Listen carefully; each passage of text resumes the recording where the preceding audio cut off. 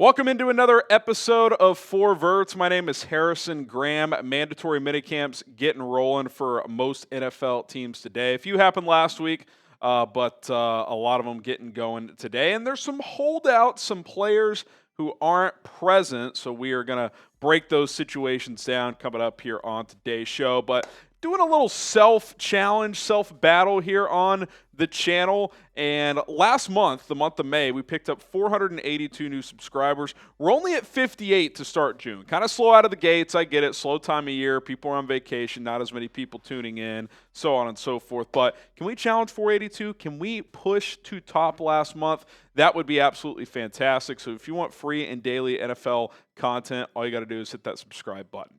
Okay, Trey Hendrickson, which has obviously been the most public feud this offseason and definitely the longest, as really in some ways this goes back to last year. Ended up playing last year out. Now with just 1 year left in his deal and the edge market exploding, he is not happy at all. Tom Pelissero with the note that sack leader Trey Hendrickson and the Bengals have made no progress on a multi-year contract extension, and he's not expected to report to minicamp today. Sources tell me and Ian Rappaport the standoff continues. Diana Rossini added that the Bengals reached out on Monday, but that there was no movement toward a new deal. So clearly whatever they're offering is not close to what Hendrickson is and his camp believe he's worth. And we've kind of broken this down. Is he worth Myles Garrett money? No. Is he even worth mid-high 30s? Probably not, especially on a multi-year deal. I think on a 1 or 2 year deal, I would bite that bullet. But, he should probably get between 32 and 35 on like a 3-year deal. I think that's perfectly fair.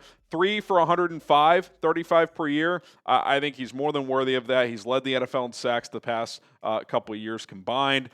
So we'll see where it goes. There was rumors that they've offered 28. It's just not going to cut it based on where the edge market has gone. So no movement there for now, as he is not present at Bengals or mandatory minicamp. Okay, TJ Watt. This one we kind of saw coming. I don't think this one's quite as contentious right now as Rappaport had the note that TJ Watt is seeking a new deal and is not in attendance, according to he and Mike Garafolo. No progress on a long-term deal.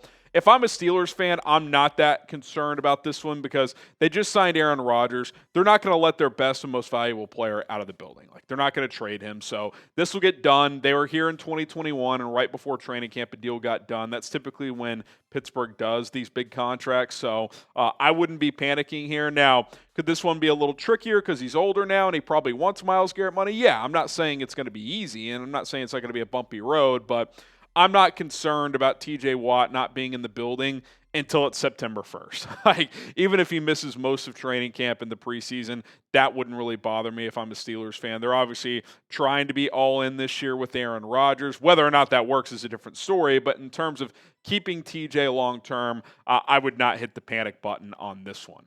Who do you guys think ends up getting more money? You think it's Trey Hendrickson or TJ Watt? Type H for Hendrickson or W for Watt. I think Watt's the better, more well-rounded player. I would expect him to get a little bit more overall. Now, could he maybe get like 1 year less? I think he might be a year older than Trey. Certainly possible, but on an annual basis, TJ Watt brings a little bit more to the table, better against the run. I would imagine he gets more money.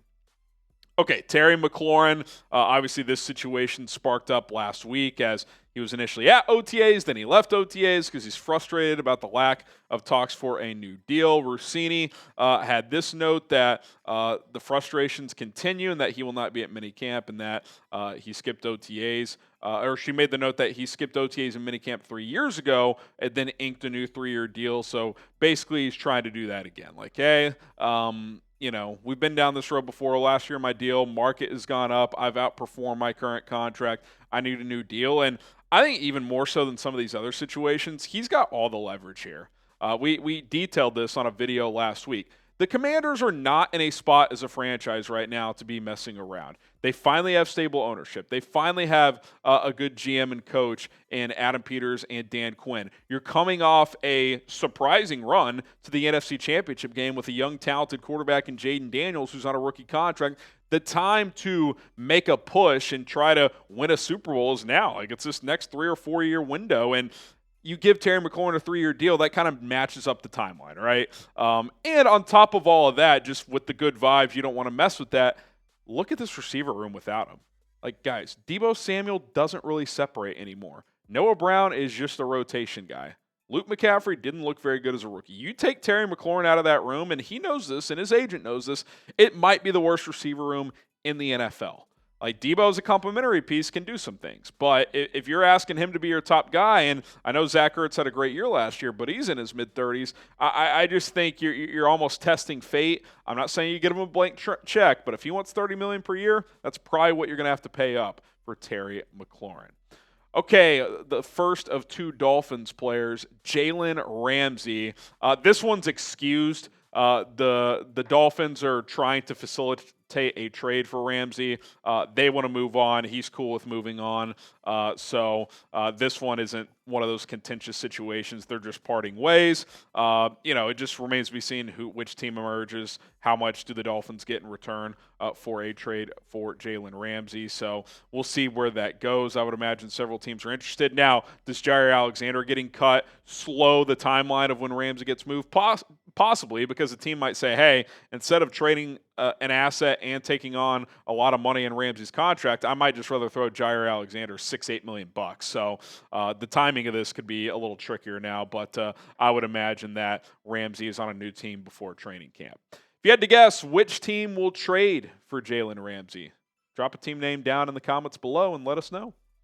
And then his teammate Jonnu Smith, which a couple weeks ago, this story popped up that he wants more money, and he had a pretty big year last year, and he's making like nothing. I think he's making like $3-4 million bucks. So certainly should make more than that. At the same time, it's like we keep getting Jonnu Smith updates. I kind of make the joke on Twitter, like, I know it's June, but do we need like weekly Jonnu Smith updates? But at the same time, probably at least top 10 tight end in the NFL, and certainly $4 million bucks. He's outperformed that. There's been chatter of a trade if the Dolphins don't pay up. His preference would be to just get a raise from Miami and stay there, but Pittsburgh has inquired. Arthur Smith and him have a lot of history in Tennessee and Atlanta. Obviously, with Aaron Rodgers there now, there's been a lot of chatter that they want to get a secondary weapon to pair with DK Metcalf. So keep an eye on that situation. But obviously, a lot going on with Miami right now with Jalen Ramsey, Jonnu Smith. There's always stuff lurking with Tyreek Hill. So kind of an interesting time for the Miami Dolphins right now.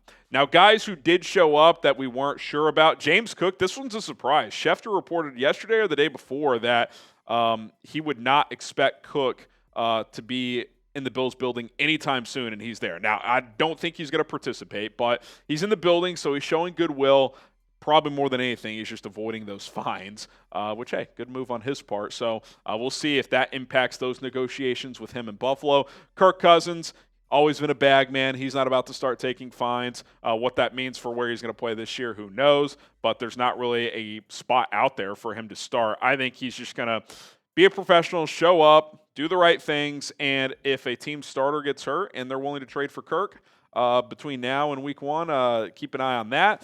Then a couple of Jets guys, Sauce Gardner and Garrett Wilson, and I do think there's something to be said for, could this be the Darren Mogi, Aaron Glenn influence? Like, is the culture shifting in New York? Like, if it was the prior coaching staff, two guys that are up for an extension and haven't gotten one yet, would they show up? I don't know. Maybe they would, maybe they wouldn't, but Sauce and Garrett are in the building, so definitely a positive sign if you're a Jets fan and looking to have these guys get paid and be on the field this year.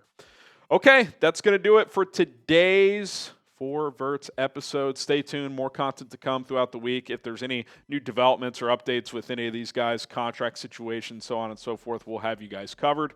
My name is Harrison Graham. We'll see you guys soon.